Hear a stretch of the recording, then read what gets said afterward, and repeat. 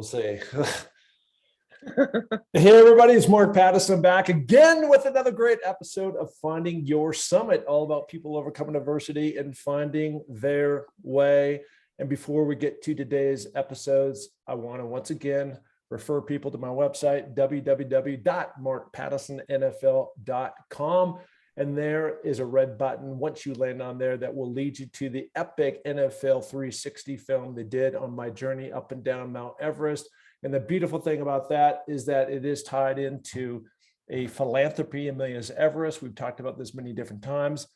We continue to fundraise with that campaign. Higher Ground is a wonderful organization all about empowerment, and don't we all need that? Also on that same website, that same link, you can find other podcasts with inspirational people like the rock star I'm going to talk to today.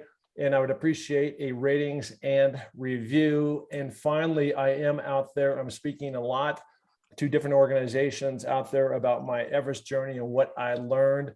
It's powerful. If you need a public speaker, just fill out the contact form, send it over. I respond to everybody and all my links. By the way, too, I have launched a YouTube channel. The YouTube link is on that website, markpattisonnfl.com, and go over there and please subscribe. So it's going to be, gosh, I mean, hundreds of really cool video of myself on the mountains, going through the Kuma Icefall, on Denali, on Aconcagua, on Kilimanjaro, all these other places. So it's really cool. And also once we get to 1,000 subscribers, then we can start making money, and that money, then I can push towards Higher Ground. And that's what that's all about. So on that note, let me jump into today's great guest. I've known this dude for a long time. He's another fellow NFL player. He's done a lot in his life, very inspirational. He's recently come out with a book, Through the Tunnel, which we'll talk about in a minute. But first, let me introduce Paul McDonald. How are you doing? Mark, you're a busy guy. How does anybody stay up with everything you've got going on and keep up with you? I don't know. I mean, I'll tell you this. You're a little bit older than I am, and you and I met years ago, and I really believe I just turned 60. I celebrated that with 60 push-ups on top. That's big. Code epoxy, I know. And my 50 was such a disaster. I wanted to make my 60th so much grander. And so I was down in Ecuador, climb a mountain on my birthday, code epoxy, and at 20,000 feet dropped down and delivered 60 push-ups. So that was just to say I still got it. I saw that. But even more so, just a way that, like, right now, it's like right now I'm pushing the pedal to the metal to the pedal, or pedal to metal, however that goes, in terms of really accelerating as we go into this next decade. And I know that you've been doing a lot of thought about that, but I want to kind of set up this whole thing because you're a remarkable guy. You always have been. You're from Southern California, and your kind of whole path and your identity for such a long time was at quarterback. You had a remarkable high school career at Bishop Vermont. Then you went on to USC, and you had, I mean, you were there, and I mean, there's been a couple periods of glory days at USC, but certainly you were there, and a big chunk of that, John Robinson, he had a bunch of Heisman Trophy guys in the back. But where did the lights go on for you that like, for me, you know, like I was pretty good at some different sports, but I just felt like I was born with a football in my hand. I was a receiver, played a little bit of quarterback, but you had always been like, you were that quarterback guy. I mean, where did that light come on for you? Like, this was your destiny. This is what you were made to do. Watching, actually, my dad was a USC fan, and watching USC on TV. I mean, when I was like 7, 8 years old, I'm like, wow, that's really cool, you know, to play football. I didn't think about any of the other stuff. I just thought it'd be really cool to be able to play football on television. I mean, right? That was back in the day, way back in the day when you had, you know, one game on, you know, or two games on that day on Saturday. Now they've got 55 games on Saturday. So it's a different era. So to be on TV, that's what I wanted to do. I actually, I played junior All-American football, but when I was, the coach said, okay, go to the position that you want to play. And I wanted to be a running back. And the reason I wanted to be a running back is because they ran the football at USC all the time, and I wanted to touch the ball. And my dad had done some pre-coaching to the head coach planted the seed and said, I think my son's really should be playing quarterback. And so the head coach came over to the running back line and grabbed me and said, no, you go over to the quarterback line. And since then, I had been a quarterback 3 years in junior All-American, high school, and then, of course, college and the NFL. And that was it. I mean, I didn't play anything else. And so I think it was, call it destiny or the way it was supposed to be. And Mark, I didn't have a lot of natural talent. Yeah, I was better than the average Joe that's out there running around. Yeah, I was pretty coordinated. I wasn't the fastest guy. I wasn't the biggest guy. I wasn't the strongest guy. I couldn't throw the ball the furthest. I had none of that. But I did have a good head on my shoulders. And I did have a work ethic. And so when my buddies in high school were going to the beach, I was throwing routes. I'd grab the receiver, my guy. I said, no, we're going to, and we'd run an out route. And we had to hit 10 for 10, and it had to be like where it was supposed to be, not just 10 catches. It had to be, the ball had to come out, it had to be right where it needed to be, come out of the break, boom, the ball's there. And then when we did that, then we moved to the next route. So it was the work ethic really primarily. And I had a good head on my shoulders. I mean, I was smart. The coaches like that stuff, right? They like the quarterback to know what to do and how to call the plays and get everybody lined up and then, execute the play. So those two things are really what set me on my path. It's been a great path for you. And again, I'm going to skim over a lot of this because I think so much more story is relevant to what you're doing today and kind of your path forward. And you and I have been talking quite a bit about that, but as we go back, and again, I just want to quickly go through this because it is impressive. But back in the day, 1979, you were on a team that it's a national championship team, and in 1980 it's number one. And in the backfield, you've got Marcus Allen and Charles White. I played with both those guys, amazing individuals. But but at the same time, you for, I don't know if the records still stand, but you had the most touchdown to least amount of interception ratio, maybe of all time at USC. I don't know if that still stands, but you were on a national championship game, you went to Rose Bowls, and you fulfilled your goal from when you were a youngster, which is to be on TV, which you were. Yes. I was very fortunate to play with a bunch of great guys. You mentioned a couple of them. Marcus Allen and Charles White, they both won Heisman's. Actually, that's a great trivia question. Who is the quarterback that played in the same backfield with two Heisman Trophy winners? There is the quarterback at Army back in the day in the 40s, played with Glenn Davis and Doc Blanchard. I don't even know the guy's name, but that was a guy. And then there's me. So modern day football. You got to surround yourself with great players. And when I was being recruited by USC, Paul Hackett, who was the quarterback coach, passing game coordinator, later went on and was a coordinator throughout the NFL, all over the place. Had a couple stints at head coach. It didn't quite work out the way he wanted to, but Paul was a fantastic coach. Anyway, so he comes to my house, home visit, when he was recruiting me to go to USC, and he drew 5 circles on a piece of paper, and one had an X in it. And the one on the far left was a big circle. So obviously those are the center, the 2 guards on either side, and the 2 tackles opposite. And the big circle on the left was Anthony Munoz. Yeah. That guy was pretty good. That's your blind side. Blind side. No, well, the front side. Because I'm a lefty. I'm a lefty. Yeah, that's right? true. Yeah. Anyway, we had the Lombardi Award winner Brad Buddy, who was the right guard, strong guard. We had a guy named Keith Van Horten that played 12 years in the NFL. Chris Foote was, not shabby, but he only played 4 or 5 years with the Minnesota Vikings. He was the center. And then we had a couple different guards. One was Pat Howell, my junior year as a senior. He played for the Oilers. And then the other guy was Roy Foster, who played about 10 years with the Dolphins and the Vikings. That was my offensive line. So, you could put a lot of people behind that and they could do pretty good. And so we had a great team, but obviously I had to do my job and I did my job within the scheme of the offense. And the scheme of the offense was basically Robinson, before my first game, essentially said, I'll paraphrase, Paul, don't screw it up. We're really good. Yeah.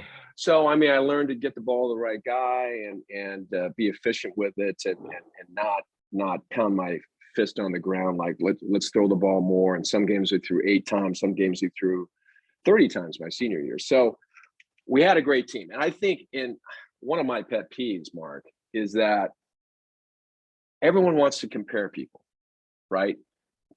From generation to generation. Who is the greatest quarterback of all time in the NFL, right? Everyone loves to have that conversation. Great media conversation.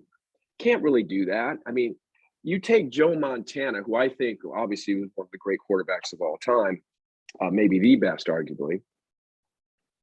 Put him on Jacksonville today.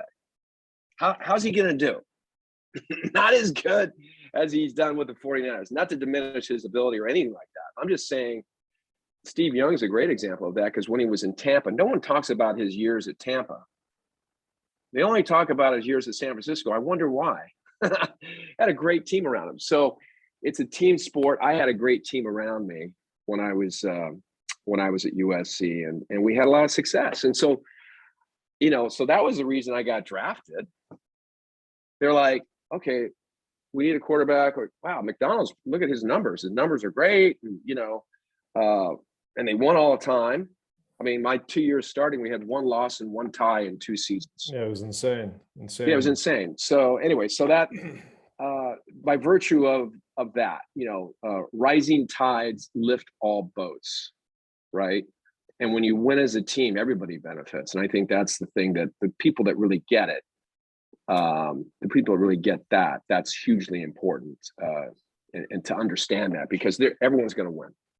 No, everybody does win, and certainly, like you said, you won a lot, and you continue to go. And I want to like take lift off of your football thing, because so much more about your story to me is what you've done today in the book, and I want to talk about that because I've been reading it. It's one of the better reads I've had in a long time. It's inspired me, and our stories are very similar in different ways. I think kind of going back, it takes a village, right? And that village are these different teammates you just talked about. That village are these different coaches, John Robinson, Paul Hackett, and others that were in that environment at that time. But when you start going back to the early days and sacrifices that you made, your buddies were out down Newport Beach or wherever, surfing, and you're out there throwing the ball.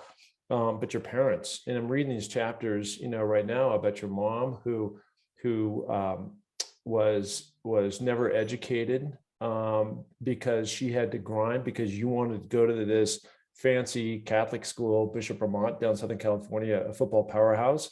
And your dad, similar type of deal, where he's out grinding. And, they're just trying to figure out, like, how we're going to put this kid through this school. And, it's just like, it's the greatest gift of giving, to put others first, what your parents did for you to enable you've had this amazing life, to go do all those things. I mean, talk about that for a minute. Like as you look back on it, probably at the time, you're just like, like most kids, you're just like, hey, yeah, that's where I'm going. But you look back on it today as a parent of 4 kids, married, and you look back on your time, like what kind of sacrifice that was that enabled you to create this life that you've had. You're right. It is the greatest gift. And what my parents did, and they came from very difficult backgrounds. My dad's dad was an alcoholic. My dad was forced to quit high school. He loved sports and he was a good football player. He played tight end, but he was forced to quit because he had to go work for the family. So he had quit high school. And I think that's why he had such vicarious joy, through me and my successes, because he couldn't live that life. But he sacrificed, for me, his family, my mom, and my mom did the same thing. So yeah, to get to your point about high school. So there was this high school, Bishop Vermont, which is like the noted school to go to, even today, but way back in the day was like, the school to go to, because they had won the CIF championship a couple times prior to my arrival. And so my parents felt, hey, Paul has a gift. Let's help them however we can. They didn't have any money.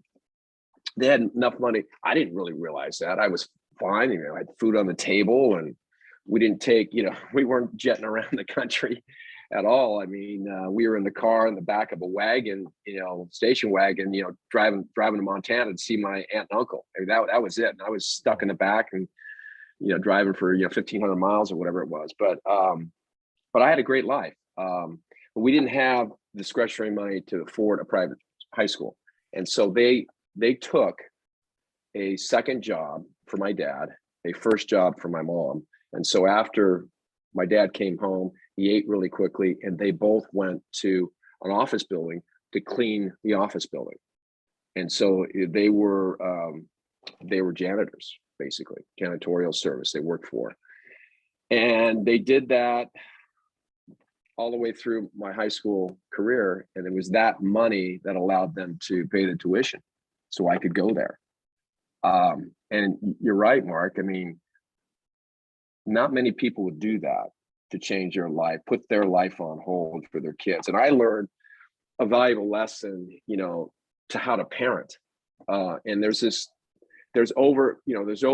had to go do it. You know, I had to go do the work. I had to go put the time in. And I never felt like I've got to do it for my parents. And I knew they made these sacrifices, but I was going to make that work while I was in high school. I was going to do whatever I could, because my parents were doing whatever they could for me to be able to go there.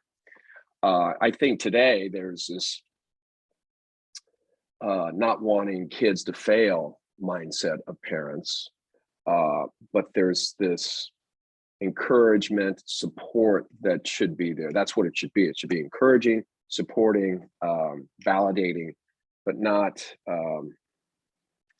you know, cradling these kids, and so they don't fail. They don't have issues. They don't have pain. They don't have challenges that they have to deal with. That's the issue, I think, with parenting today. But the support, the encouragement, I mean, that's what we all want. That's what we all want. And when we have that, it helps us to vault up to levels that probably before we may not have been able to get to. And I talk about mentorship in the book, and that's hugely important. And I had that in Paul Hackett. Paul Hackett was my guy. He believed in me. We have to have people that believe in us, Mark, right? Every step of the way with whatever we're doing. We could do it on our own and probably have success, no question. But if we have somebody in our corner that's guiding us, supporting us, aiding our progress, being there as a mechanism when we have questions, when we have doubts, just a guidance system, basically, in our corner, whether it's our parents, friends, whatever, mentor, you know, a supervisor, somebody you work for, hugely important in life. And I think that might be a big thing that's missing today. We've got, you know, a lot of kids that are in, parents that are divorced. And so they might be missing that support structure, which I think is hugely important in the growth of any person, right? Yeah. So I had that with my parents. And to wrap this up, they're in the chapter under gratitude. And because I realized over time what they actually did. Pretty remarkable. It's remarkable for me. So yeah, no, it's incredible. And we all, like you said, we all need that.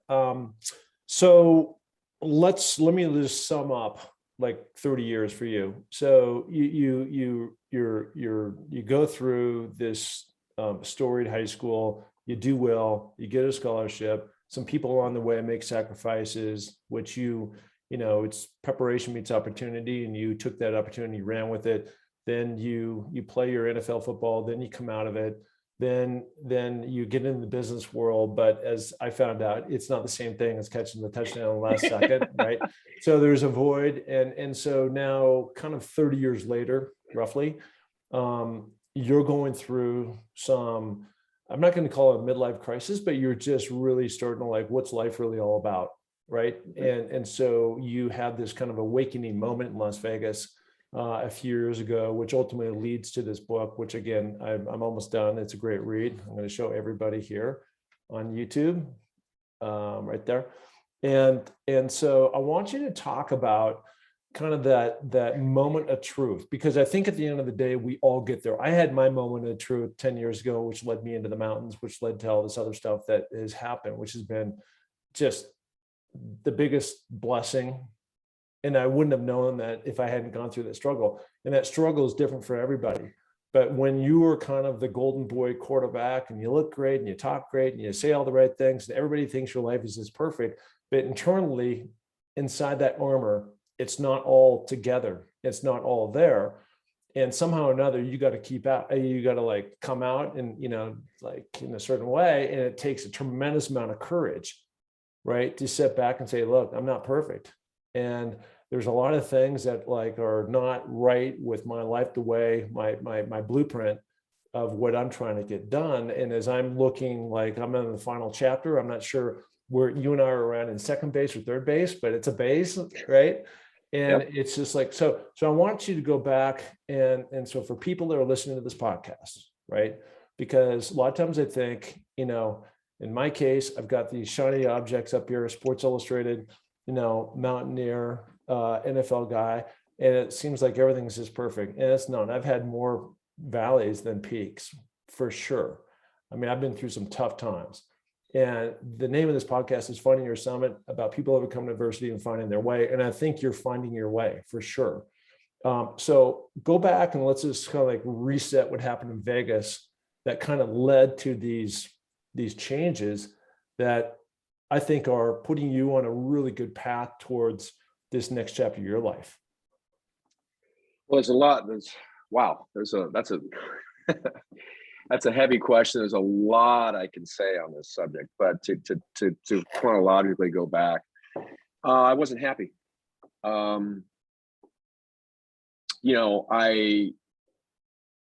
You get going in life, and you just go from one thing to the next, and you do, right? Because that's what we have to do. And I got married young, had kids at an early age. The NFL thing was great. That was my 20s. As you know, phenomenal experience. What we call the business world or life outside of football is the real world, because what we lived was really fantasy, right? And it was my childhood dream. I'm sure it was your childhood dream, because you're just being a kid out there on the field, right? I know you're making money and all that stuff, but it takes you back to the days when you were just running around on the field with your buddies and playing a game and laughing and having fun and enjoying. And that's what you and I got to do that. So that doesn't exist in the real world, right? Okay, so people, and I think this is why athletes have such a hard time. My first job at Wells Fargo Bank, which was an awesome job. I was in private banking. It was a great job. A lot of people would dream of having that job. I mean, there were no cheerleaders when I walked through the door. There were no people that wanted my autograph. No media was around. They didn't want to interview me. No. So in fact, I talked to somebody and I said, on my first day on the job, where am I supposed to go? And the guy said, here, follow me. And there was an empty desk with a phone on it. And he's like, this will do. Why don't you just plop down here? So, I mean, it was a totally different, like, slap in the face. You're not in Kansas anymore, right? And that's how my business career started. But we learn fantastic life skills by playing sports, right? We learn to, you get knocked down, you get back up. We learn to work ethic. We learn to plan. We learn to show up. We learn to execute, be a team member, work with other people, etc. So I applied all those principles that you learn through sports, a team sport like football, which is awesome. And I had success. I was doing really well. Something was missing. And so when you have this void, in your life, and you may not know how to understand it, know what's there, why it's there, how to deal with it. And because life is moving so fast, we brush it under the rug, right? And it's in there, but we don't really address it. Okay. And the issue is that void can manifest in very negative ways. Okay. So it wasn't right there. That was like 1990. So really, literally, it was 15 years, probably after that, 12 to 15 years after that, that I went through this process. And because I was married so young, I felt like I missed out on life, right? Because I got really serious. I didn't get to go hang out with my boys and have beers. I never did that. There was no time for that because we had 2 kids, really, 1 kid, 2 kids, 3 kids, boom, boom, boom. And within 5 years, all of a sudden life gets in the way. And I'm attempting to make things work financially, right? Because you leave football and you're making X, and then the real world opening job is Y, is way less than X. And so you got to figure it out. And so I did figure it out. Racing around, attempting to figure it out to keep the boat afloat, right? In the meantime, what's going on with Paul through all this? So I was having a fun time in my real estate world, where I eventually ended up in doing title insurance, which I'm still doing, which has been fantastic career. But to me, I was always chasing that ultimate career, Mark. Like, what is that ultimate career that can come close to what I experienced and what I felt when I was playing my sport? It was this never-ending chase, right? And what I realized when I was out drinking way too much with my buddies, and it was all under the auspices of, hey, it's just business and we're networking, right? But I was way overdoing it.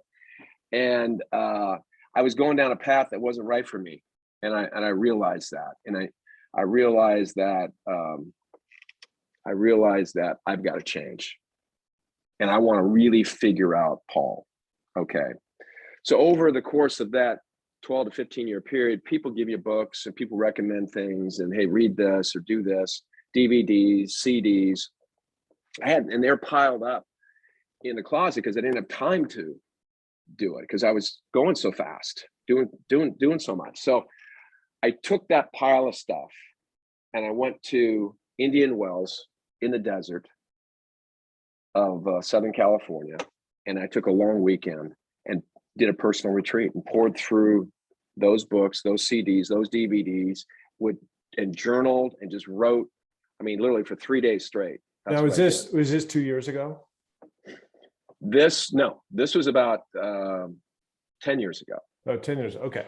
This is about 10 years ago. So you're cruising. So it's been along. A process. Yeah. So you're cruising along, you're coming out of the NFL, you're trying to replicate, what it's like to have that same feeling that both you and I had in the NFL. And you come to the end of the rainbow and the answer is it's not the same, and it won't be the same because it's not the way business, it's not in the moment. Deals always working.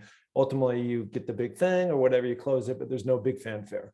So it's not spontaneous and you got to deal with that. So 10 years ago, now you're retreating to the desert and you're going through this serious personal reflection on how you're going to make changes, which then you started to implement those things, which then leads to, I think, this book, Through the Tunnel, which true stories of sports and life that empower your spirit is the subtitle to that.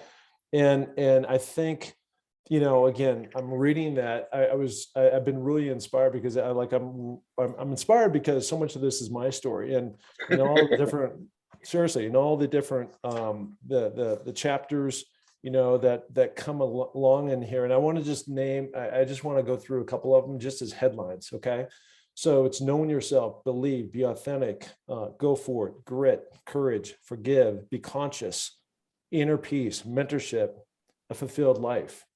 And so when you start going through all these different chapters, literally in your life, that become hours to days and days to months and months to years, where are you in that trajectory of happiness, the pursuit of happiness, as they would say? Well, as they say, Mark, life is a journey, Mm-hmm. and that's really what the conclusion I came to, because like in real life, there are no off seasons, right? And you don't measure your performance like what happened last week. It's an ongoing thing. It's an ongoing. We're here. What I concluded is, here's the ultimate question is, why are we here? Why are we here? Okay. I believe we're here to grow and evolve as a human being. And that's completely relative to every single person on the planet, because we're all at a different place, right? Mm-hmm. And I believe we're all attempting to move up the evolutionary chain towards the highest ideal is, love, enlightenment of that sort. So, and everyone's at a different place. And they even have this measurement to determine where you're at, in the hierarchy. And so I think it's a never-ending journey of where we're at while we're here on this planet. But there is a sense that I have of joy, and I get that mostly when I think about gratitude. And think about the planet we live on. Completely fear-based planet, right? Everything you read, everything you see on TV, advertisements, fear of loss, fear of missing out, all of these things in social media that occur, fear. And so when you're around that at a nonstop basis, you can't help but begin to take that on. So, having a sense of gratitude can move you through the fear, being thankful for what you have, for where you are, for who you are, for what you're doing, for what any little thing can give you. The sun is shining right now, gratitude, right? I woke up from bed this morning, gratitude. There's millions of things you can have gratitude for. Abundance. There's a quote, you can only manifest what you already have. You can only manifest what you already have. So what does that mean? So I'm trying to make rent this month. I'm speaking in the generic. Somebody out there, I need to work to make rent, or I don't have enough money. I've got to go do something to make rent. What are you talking about? I have to have it. I want the money, but I don't have it. Well, you have to have a sense of abundance to receive more abundance, right? So, and that a sense of abundance can come from somebody buys me a cup of coffee. I'm driving in a parking lot that's full. All of a sudden, a car pulls out and there's a slot that opens up for me. That's abundance. So you begin to recognize the small things in life that are so amazing. You begin to take the time to look at the beauty on our planet. It takes you in a different perspective, completely out of this whole fear-based realm that the world wants to put you in. So I'm in a completely different place than I was 10 years ago because my perspective has changed. And here's the other thing, Mark, that I think is really, really, really important. Yes, we learn from other people, we learn from other things, but really the answers lie within. People do not take the time to sit down and be reflective, like I did in the desert, to take notes, to answer the questions like these questions, like, what are my gifts? What are my strengths in life? What do I want to do? Where do I want to spend the rest of my life? What's important to me? Do I want to be married? Do I not want to be married? What sort of people do I want to surround myself in life? I mean, there's some massive questions that people literally don't take the time to answer because they're walking around in their subconscious mode where they're not even knowing what they're doing and why they're doing it. They're only doing it because they've always done it, because of the habit. And so what we all need to do is snap out of that autopilot mode and step out of it and step back and be conscious and really take the time to understand who we are, what's important to us, why we're here, and what we want to do with our life. And that's really the crux of the book. There's this great quote I think you had, and I love it. It's called, this as it relates to abundance. The key to an abundant life is to be satisfied with what you have and not obsessed with what you don't. That's essentially what you just said. I think, you go back and you said, I think we're all on this planet, to grow. And I don't necessarily agree with that. I think fundamentally you're right, but I don't think everybody's willing to go there. And one of the reasons why not everybody's willing to go there is because not everybody, but many aren't willing to go dig and find out some pretty awful things that maybe you're doing, your lifestyle, and it takes work, man. And I mean, I was in the darkest of the darkest places many years ago, And I had to really figure it out. I turned to all kinds of stuff from podcasts, self-empowerment things, these different books, the 5 love languages, like really understanding how to communicate. And I think like that's where all this, that's like the lotto is on the other side of that rainbow of the gifts that you can get if you sink your teeth in and admit to yourself and then admit to others that maybe you don't have it all figured out and that you need help in some way to help elevate yourself, to get yourself to that next level. And it can be a wonderful experience, and the people that you meet along the way. There's also something else that you said about you're talking about reflecting on like what you want in life, about your friends, about who you're married to or not married, as you go through all that. John Wooden had this great quote, and there's so many, quotes that he's famous for. And one of those things is he challenged his players to hang out with 5 people that made them better.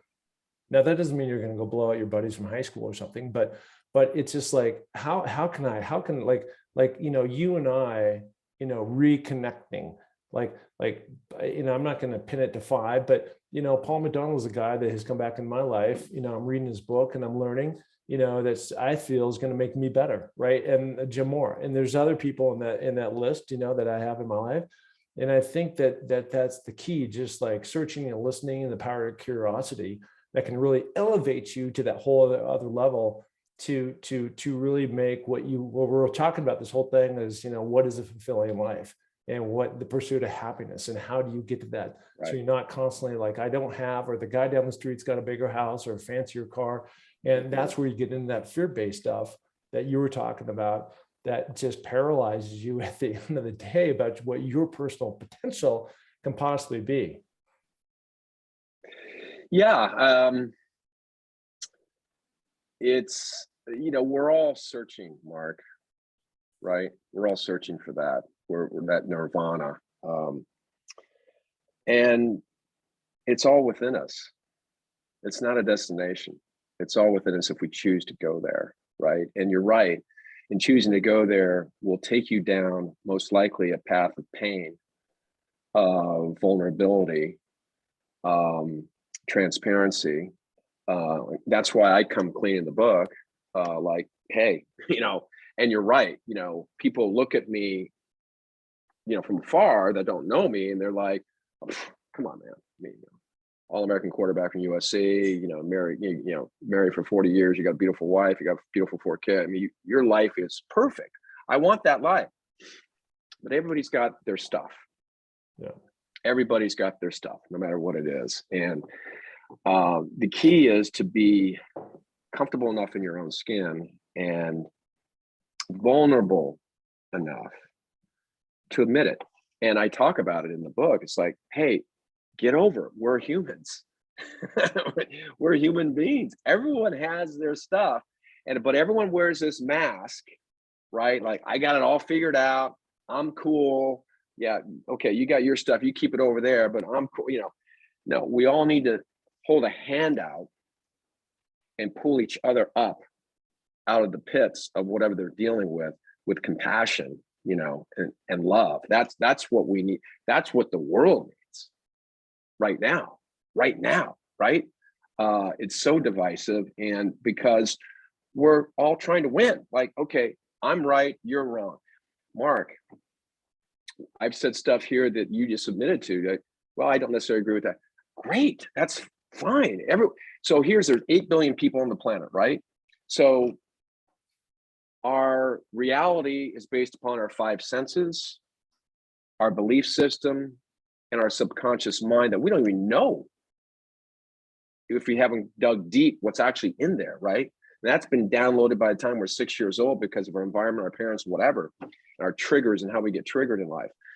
So there's 8 billion people in it. There's all these different things that influence our reality. So that there's 8 billion different realities. There's 8 billion different truths out there from everyone's perspective. And it's all different, but we can all work together. We can all appreciate what other people's opinions are. We don't have to win. We're not playing a football game, right? We don't have to win. I'm right. I confess, you did it. I'm right. You're wrong. Okay. That's all ego, man. That's all ego. That's not the spirit, right? That's all ego, because the ego wants to feel like it's, when the ego wins, we feel powerful, man. We feel good, right? But that has taken over our society. And it's time to put the hand out and admit when we're wrong and be okay with others having a differing opinion. You talked about we're all searching for something. Ironically, when you were saying that, the first thing that just hit my mind was the title that the NFL put on the film that they did about my journey, called Searching for the Summit. And I agree with what you were just saying, which is like in that movie, that's what it was called. And it was specifically about Mount Everest, but it was also about this journey I've been through. And now I found myself with the 7 summits completed, like, what's mine next? So I'm continuing to search for my own summit, right? And that's, again, where the growth and the power all comes from. So where can people find this book? Everybody, it's a must read. It's great. Paul is a fantastic storyteller. And it's just not about Paul's life, but you throw in all these little nuggets from a lot of examples from your own life, from your kids' lives, and from other famous stars that we all know about, to put your point, your headline of that particular chapter into perspective. Where can people find this book? Well, you know what? We're launching. So the co-writer with me, a guy named Jack Barrich, who's an awesome guy and contributed greatly to the outcome of the book. And he's got a background in filmmaking. We're launching a media company that he's going to run in the next 3 or 4 months. I'm going to launch the book in conjunction with that. Right. Now, the website is gamechangenation.com, but you won't find anything there right now, but it will be there at some point in time, probably April, May-ish, something like that, that we'll be able to launch. And it'll be on Amazon. It'll be all the places that, the typical places that you would find it. So yeah, I think there's something in that book for everybody, Mark. Wouldn't you agree, having gone through it? Yeah, absolutely. I mean, it's resetting the bar for me again, after I put a big goal out there, accomplished it. And now I'm like, okay, what's the next chapter look like? And it just helps me reframe like where I was and resetting. And, again, like you said, ego so much of the time, it's like a gigantic wall that gets in the way of the things that you want to accomplish, and things like, you can't control things. And another, big point you make in this book is staying present, because that's where all the magic happens. And so much about fear is what happened in the past or what is going to happen in the future, which you have no control over. Actually, you don't have control over. It's crazy, right? Yeah, you have no control over either one of them. If it's in the past, what's done's done, and what's in the future. So all we can do is learn from our mistakes and try to grow as an individual and be the best version of yourself, which you say that often in this book. And finally, I just want to say to anybody that's out there, between when this podcast runs, you're listening to it right now, or in the next couple months, and if you're looking for that book, go through my website, markpattisonnfl.com, reach out to me, and somehow or another, Paul and I will figure out a way to get that book in your hands, especially if you're going through any kind of struggles. And it's very relatable. So on that note, Paul, thank you so much for coming on the pod. You're a great guy. I'm so proud of you and what you've done.